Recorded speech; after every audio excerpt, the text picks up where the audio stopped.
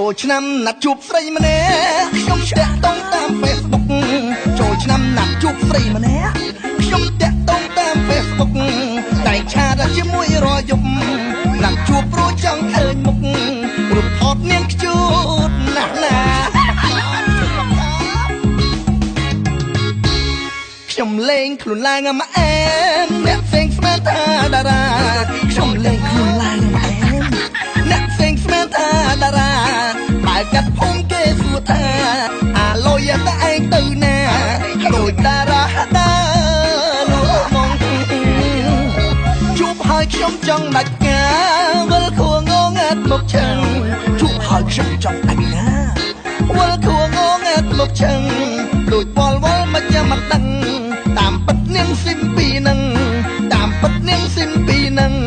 ឃើញហើយអស់អារម្មណ៍លេងសួយអើយថាសួយម្លេះខ្ញុំចង់យំក៏យំមិនចេញសួយអើយថាសួយម្លេះខ្ញុំចង់យំក៏យំមិនចេញស្នេហ៍តាម Facebook តូមនិញនាងស៊ីមពីឆាប់ថយចេញប្រយ័ត្នស្បែកជើងជាប់មុខ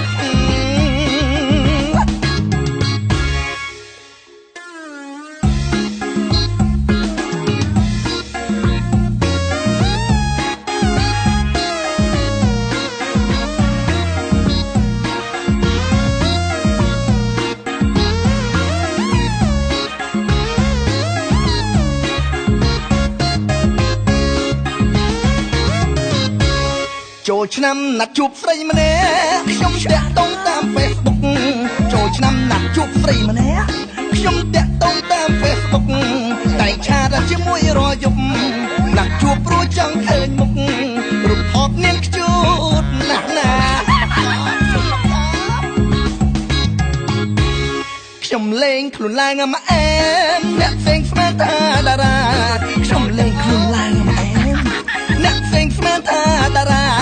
បើកាត់ភូមិគេសួរថាអាលុយតែឯងទៅណាដូចតារាដើ